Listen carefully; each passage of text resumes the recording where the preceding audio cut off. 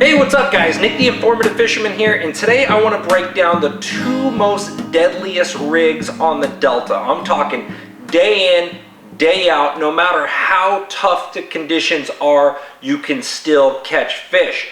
On the Delta, you know, we have these real slow tide days to where it's real difficult to get bit. All the conditions aren't lining up, and yeah, you want to go out there and you want to try some big baits and some reaction baits, but day in and day out I'm going to show you two rigs, the variations of these rigs, how to fish these rigs, when, where, and why to consistently put better fish in the boat for you. Then after the end of this little instructional, I'm going to show you two fan trips. We took out Adrian and Dan Miles. Adrian Marar, I believe is how you say his last name, and Dan Miles. I did a fan appreciation give back when I reached my 100,000 subscribers on YouTube. Thank you very much, by the way, if you're watching this and you're a subscriber. But I randomly picked fans. I seen some compelling comments on my Facebook and my Instagram, and ended up taking a few of these guys out and had a ton of fun, so I want to show you that footage. Anyhow, let's break her down. Okay, now the two rigs I'm talking about are the wacky rig and the drop shot. Now when I say that, immediately you're going to be like, duh, I already know these rigs, but this is a fine nuance, intricacy, color, exactly how you have to present them, size, hook, you name it, to get you tuned in to where you're going to get those 3-4 extra bites in a day. Just when I say wacky rig, you're thinking about a little exposed hook, you're thinking about a variation of worms, but I'm going to show you the exact worms I use, how I rig them, the hook size, you name it. And when I say drop shot, you're thinking probably a mosquito hooked through the nose of a worm, not necessarily like a power shot I'm holding here. When it comes to fishing the Delta, there's a big variation in regards to a drop shot and a wacky rig style bait. So first thing I'm going to come off with here, I'm going to start with the power shot. Now the power shot is just a heavy duty drop shot. I'm throwing that on bait casting equipment. The rod I like to throw that on is a 7-foot moderate fast or a medium power fast action rod. Either one of those rods is going to work just fine for you. And I'm throwing this one, happened to be 15-pound, but I'm either going to throw this power shot on 15-pound fluorocarbon or 12-pound fluorocarbon. A good thing to do if you already have a crankbait rod set up. Those rods are usually a moderate taper, means bending back towards the middle, and they'll work fine for the power shot. Now, why would we fish such heavy line on a drop shot? Well, this is a California Delta. These fish are deep buried in that grass. One thing I want to consistently say, the height of the grass on the Delta is critical for you. Now, what that means is if the grass is growing up a foot off the bottom consistently, I want that worm to almost sit perfectly level with the top of the grass or a few inches below the tips of that grass. The grass I was fishing consistently over these last couple trips that I'm going to show you was about a foot to 15 inches tall. So if you look here, I'm about 10 to 12 inches. So my weight's not only diving down, as soon as it hits the bottom, my worm's going to slow down, and it's going to be right in those pockets on a bright, calm, sunny day. Those fish are going to hide in between that grass. They're not going to sit on top of it. They're going to be down in the grass lane. So now when my weight drops and hits, that worm all of a sudden is diving, and then it dies in speed, slow speed, and it's right there in front of their face, and I'm going to cause a reaction strike with a finesse style bait. I'm not sure if I already said it. I'm using 1/4 ounce drop shot weights. That's heavier. I always say the most versatile drop shot weight is a 3/16 ounce. The 1/4 ounce is what I use consistently day in and day out on the Delta in regards to power shotting. That's that heavy duty drop shot. The hook I want to show you is a 2.0 light wire EWG hook. Now, why the lighter wire? Well, I don't need a heavy wire. And the reason why is I still want this bait to have a lot of subtle natural movement. I want them to focus on the worm, not the hook. When it's suddenly changing speed, I don't want it to look too foreign. I want it to look natural. That EWG, I have that Texas rigged on there. Once again, we're fishing the Delta in and out of the grass. That exposed hook, one for this size on a heavy duty thing that I needed to rip them out of the grass on heavier line. There's no point of me throwing a little tiny mosquito hook. It's going to grab a lot of grass, and I'm not going to have the power that I need to horse those fish out. But that 2.0 light wire EWG is perfect, and I'm going to explain the worm I'm using on here shortly. So what am I doing? Am I making a long cast and retrieving it? No, not really. What I'm trying to do when I'm throwing these techniques, I'm usually throwing them on calm, clear days. But there's going to be days that look ideal on the Delta. You're going to go out and it's going to be overcast. It's going to be windy. You're going to throw a chatterbait. You're going to throw a swim jig. You're going to throw a blade. You're going to throw a frog, and nothing's biting. Some days you get those tides that the fish don't want to bite, and you're going to fish these either way. So where would I target throwing this around? So I'm going to throw this around riprap banks, and I'm going to look in the area where I think the fish are most consistently. I'm not trying to cover water. So the area that's covered the most consistent, where there's fish day in and day out, is where the bottom of the tide is. 2 feet of depth on the bottom of the tide is my general rule. So let's say this, for example. You look at your tide chart and you see it's the bottom of the tide. Now you go find those Brazilian Elodea mats, and I'll show you a picture of what those are. It's the most consistent plant we have in the Delta, and there's always bass in those Elodea mats. But we're looking for not a solid bunch of them. We're looking for here, there, holes, little light spots that we can pitch this power shot into. So what I'm looking for in the bottom of the tide, where I see those mats, those Elodea mats that are here, there, and where there's holes. Therefore, I know as the tide comes up, I can pitch up to the bank. And if I'm not getting bit there, the fish may have been sluggish and didn't want to move from that low tide spot. To where I know where that 2 foot of depth is on low tide, the fish are going to be holding there in between the bank as the tide comes up. That's the most consistent transitional area that bass are on versus low tide and high tide. Whether they're negative feeders, neutral feeders, positive feeders are usually going to move right up to the bank as the tide comes up. As the tide comes out, they're going to move to those outer weed lines. But the most consistent area they're commonly going through is that 1.5 to 2 foot of depth on low tide area. So get that in your mind as you're coming down that shoreline there. Now, the most common power shot worm on the Delta is the 7-inch Robo worm. This is the Margarita Mutilator. That's what this one is here. Hundreds of guys throw this out there. This is that purple and brown on the bottom. Now, you're also going to see that I have the Morning Dawn. This is this lighter color purple here. This is also an extremely common one. These are the only two that I throw on the power shot.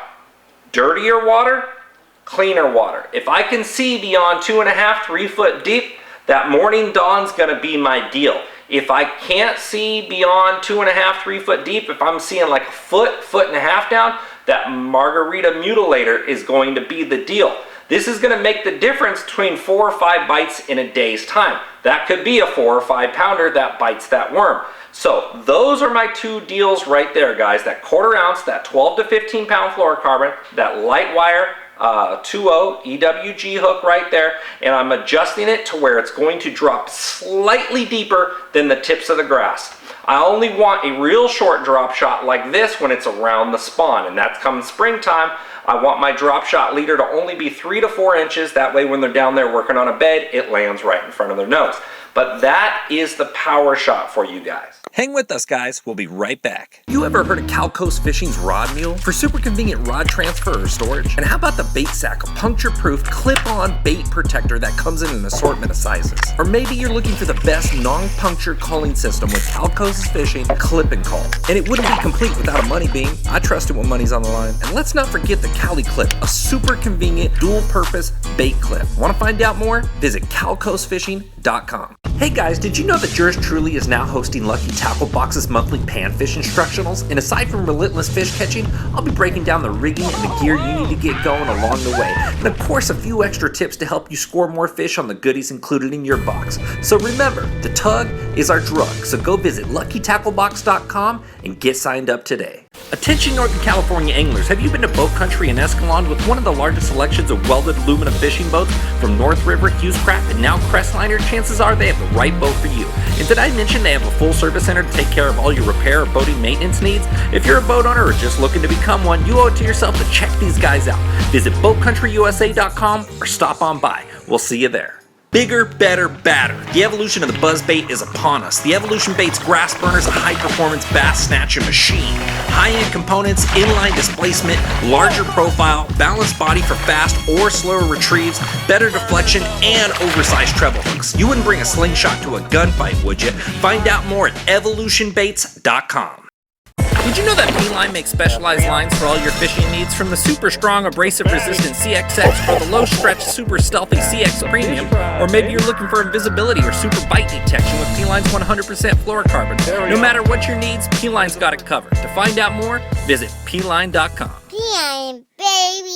Ever tried pulling a planer board next to your boat when trolling or fishing from a swift current bank? If not, you're missing out on one of the most phenomenal fish catching machines on the market today. With Yellowbird planer boards pulling your lines perpendicular to your boat, you can't help but catch more fish. Find out more by visiting www.yellowbirdproducts.com. All right, guys, the second, I'm not going to say second, I'm going to say it's just as good as the Power Shot on most days, if not better, and then the Power Shot's better on other days, is that Wacky Rig Senko style bait. Now, here's the big confusion, all right? People have such a different variation of hooks that they use. When it's like a Senko style bait, 5 3/8 or 6 inch or 7 inch style Senko style worm, whatever it is, I find the most versatile hook is a 2-0, okay, a 2-aught mosquito style hook. Now I want you to look at something, and I'm going to show you these up close. Here's a light wire 1-0. Okay, I'm not sure if you can make that out. That's a very, very skinny hook, and we're going to use that for a different worm that I'm going to talk about. Then I'm going to take this hook out of this Senko here, and I'm going to put this in front of my hand.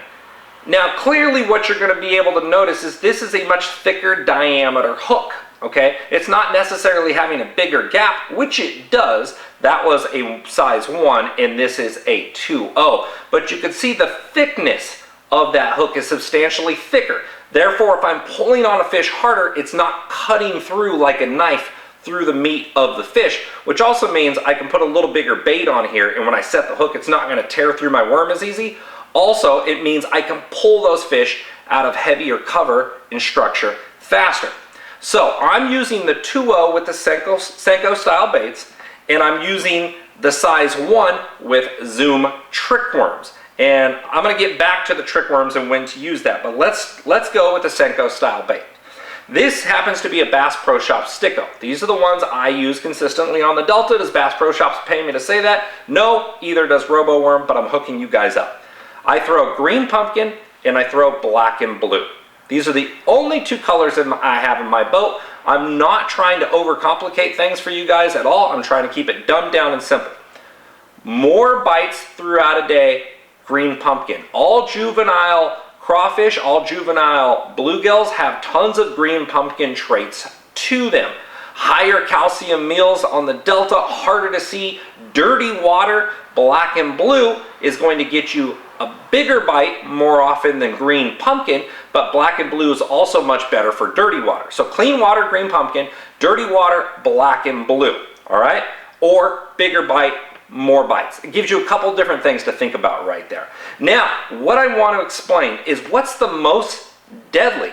You can wacky rig this, and I'm going to show you here. Let me just stick it right in the middle of the worm. Everybody knows a wacky rig. I'm not trying to teach you how to wacky rig today. If you want to watch that video, go back and look up my how to wacky rig video, and I'll explain that inside and out. Just hooked in the middle like so. What you're going to notice right here is there's a split shot glued, and I'm going to show you a close-up of that, right on the end of my worm. Now I could stick a nail weight, those little tungsten nail weights, I could stick it into the end of the worm like that.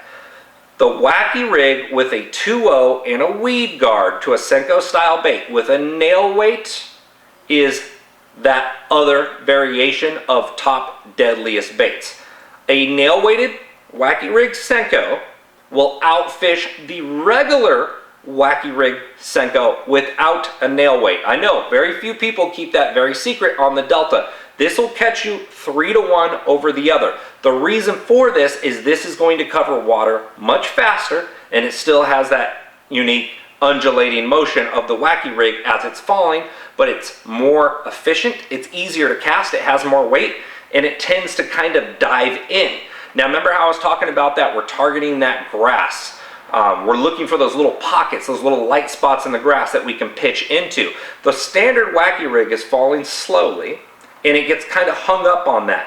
When it's falling more at a slight angle, it finds its way into there, and now it's popping on in front of those fish's face, and you're getting a reaction strike with that. Now you're probably wondering how the heck I got that split shot on the end of that worm.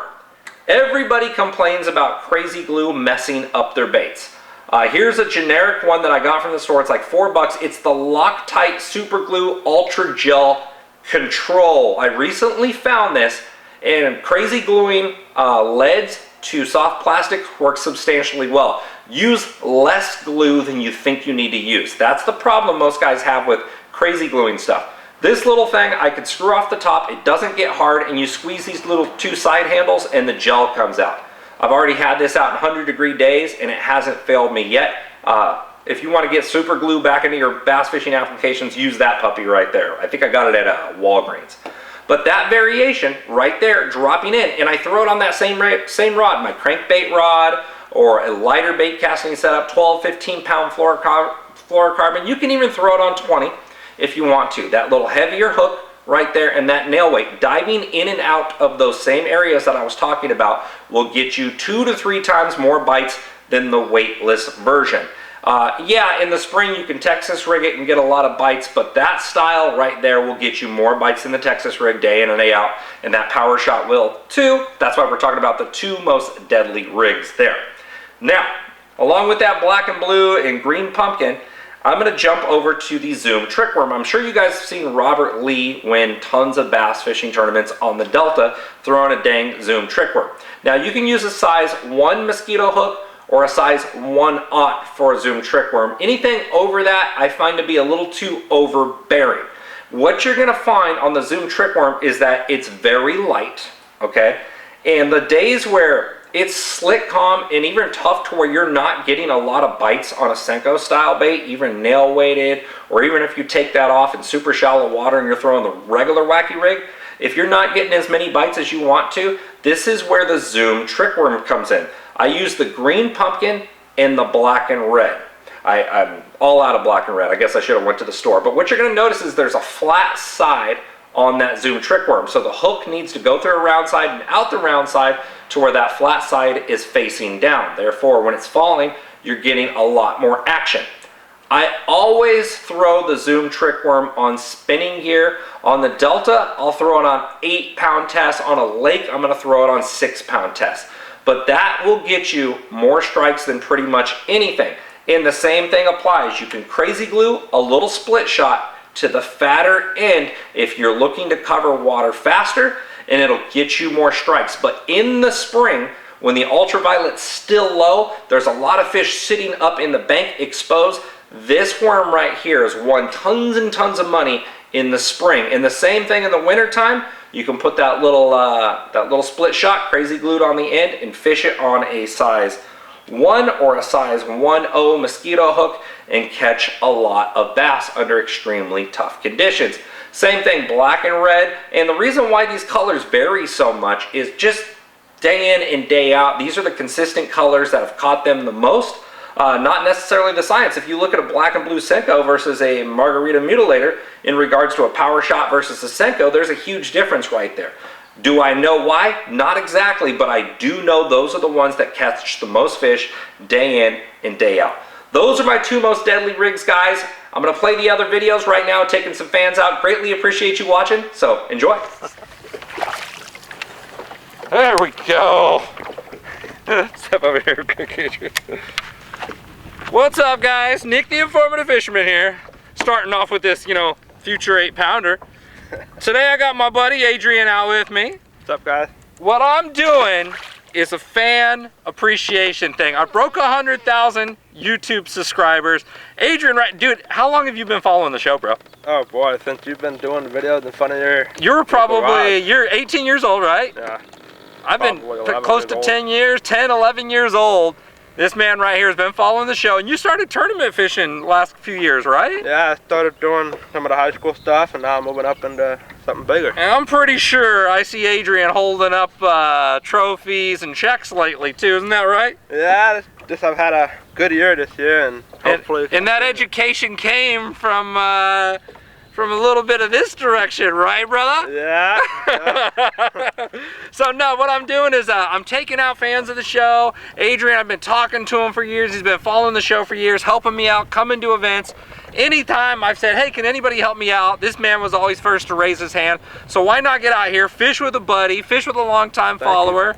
Why not, man, right? Yeah, We're fishing even out at Adrian's spots right now. He said, hey, come over here. I was gonna show him all my good stuff. I'm still planning on it. But this guy's a hell of a fisherman, man. He's grew up, he's so saturated in the fishing world. I mean, there's probably little I can teach this young man right now, but there's still a lot I can learn. Any openings in his game that he wants help with, I'm definitely gonna show you today, bro. And maybe give you a couple little secret waypoints out here on the Delta, since everybody likes to say I like to do that. Some of those secret waypoints that he's been giving away. The secret waypoints that everybody's been wanting. No, guys, but hopefully we catch some big fish. If not, we're gonna have some fun today, so hang with us. Alright, see ya.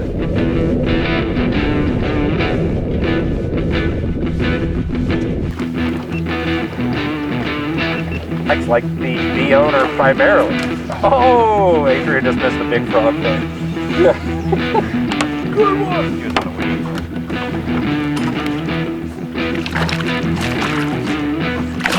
You go down for it. Yes.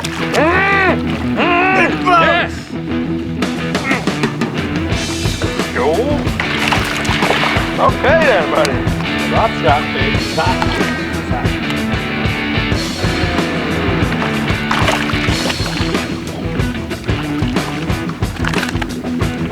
Had to turn my worm. Lost that weight. Just throwing a little drop shot up into the trough.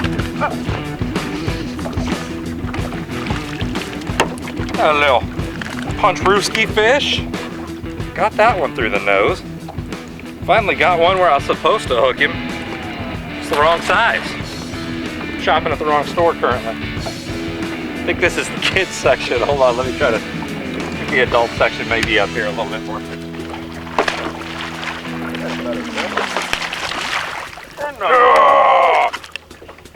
Don't lose. Get in this boat. One step back, Adrian. There we go. Got a frog fish. Fishing through some duckweed. I'll take him. He's back on the water again. Oh yeah. Oh yeah, dude, keep him down, keep him down. Thought we might find a good one up here.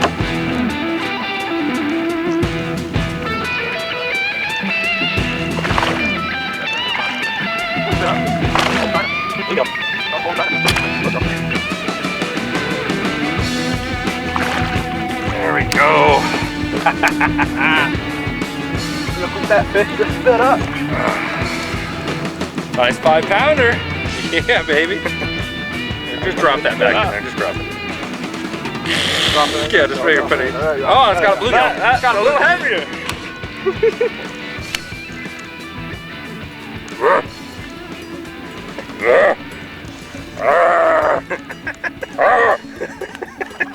He's down in it. Oh, another good one. All right. Looks like I know what I'm switching to. Yeah, dude. Drop shot's killing right now, dude. When the bite gets tough, pick up a drop shot. So I better explain what we're doing. Get this thing. 3.5. Yeah. Dude, look at the drop shot weight hanging out its gill. Yeah, solid 3+. There you go, brother. Thank you. You're welcome. Another little nice solid fish. Now in the summertime, it's bottom of the tide right now in the Delta. The tide dropped out all the way. And if you look, Adrian and I are, we're in between the main rivers over there and the main rivers over there. There's 2 islands on each side of us, and it's a flat in between here. We're fishing consistently in 3 to 4 feet of water. And most people only fish flats in the spring. You go ahead and box them, Adrian. Yeah, we'll put them. Most people only fish flats in the spring. But what they're not realizing is that those fish that are in those flats, they're usually not up near the banks in the summertime.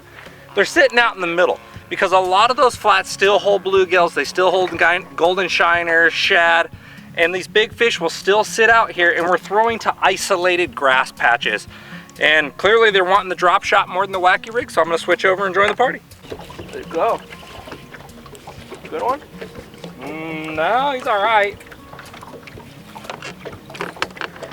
Want to boat flip him? Yeah, I'm gonna flip this one. He's gonna flip it in the boat. Hey, look at that. Juvenile bluegill all pasted out. Oh, come on. There's a good one. No, maybe not. No, Decent fish. okay. Boat flip. Yeah. Another decent one. We had a double going. All right, guys, so that's it for Fan Appreciation Day, day one, out here with Adrian. Longtime fan, awesome fisherman. Got me today, put 2 big ones in the boat, brother. Nice work. Why don't you let those big girls go over here? Right here. Send them on their merry way. 3.5. This one's got to be right at 5 or just a hair under. Beautiful fish, absolutely beautiful fish. Goodbye, big girls. Adrian, good times, brother. Thank you, man. You're welcome. I feel like he got off. Did he get off? Keep reeling. Real Think faster. so. No, he's No, there. he's there. He's a little guy. All right, guys. Now we're out with Dan Miles, right? Miles is your last name, right, Dan? Yeah. Now, Dan's daughter, on my post to say, taking some fans fishing, she was like, my dad, you want me to get them off of there? They're real spiny. Oh, you got him. You're good. He's experienced. He knows what he's doing. But Dan's daughter, Monica, and his other daughter, what's your other daughter's name? Lisa. Monica, Lisa, and your wife Martha. all posted on there under Monica's post, and she got a bunch of likes saying her dad used to take her and her sister out fishing all the time, and he was always so busy helping them that he never gets the opportunity to fish, and he's always real busy.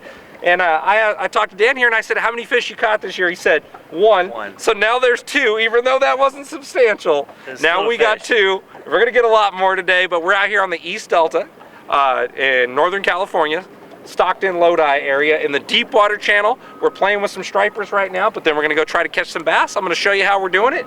And hopefully Dan's gonna have a lot of fun with us today. Oh, definitely. I appreciate you coming out, man. Let's go catch some. Let's do it. They're liking that white swim bait. It went down pretty deep, too. Whee! Come on, Junior. Uh-huh. This junction right here. That's a real good fish. Feels like a good one.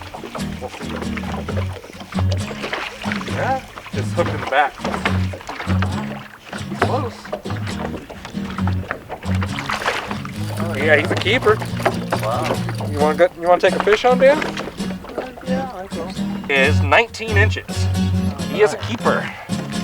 That's a fish taco fish right there. I got no problem keeping smaller stripers. The big girls, I like to let go.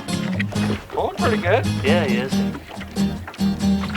Not a bad one. Go Dan. Yeah. He feels pretty big unless he's just pissed off. Come on. Come on. Double. All right, Dan. Yeah, he's swallowing it pretty good. Yeah. Largemouth on the A-rig. 2.5. Nice. Pretty fish though, huh? Little green back. All right, Princess, be on your merry. Watch this. Don't take off. That's a decent one. Different fish, but still good one. I'll take it. Oh, yeah. Nice. 2-pounder. The other one was huge. Oh, the stripers are boiling out there too. Yeah. There we go. That's a nice one. Smile for the camera, Dan. All right. Safe. Get. All right. That's a solid 3 1/4. A lot of decent fish today. That's a good size. Solid fish. Another 2.5 pounder. It takes time. Okay. Stay tight on them. Hopefully he stays on. Dan Feels like a good with one. a big He's old mad. bass. Oh yeah! Oh my gosh! He spits it out right What happened? What? Let me see that worm. there. He didn't want to come in the boat. Dude, you know what, Dan? He said, you know what? I'm not 7 pounds. I know Dan's getting a 7-pounder today, so we'll just let him lose this one, just where he doesn't feel too good when he catches his 7-pounder. Yep. So that's what's going on here. All right. Yeah. Okay. Okay, keep it going. All right, Dan is on again. This is fish number 7. We're counting the 2 that we seen jump. All right, lift him up, lift him up. That counts. That is a fish officially in the boat. That's number 7? 7. Yeah. Yeah, he was barely hooked. So Dan had 1 fish on the year coming into today, and now he's got 7. Nice one, Dan. Yeah. There you go. Is that 8? Yep, 8. There you go. There you go. Come on, get in the boat. Bet you he's 15, 16 inches. It's a ton of grass, a ton of crackers. There's one. Get out of the way.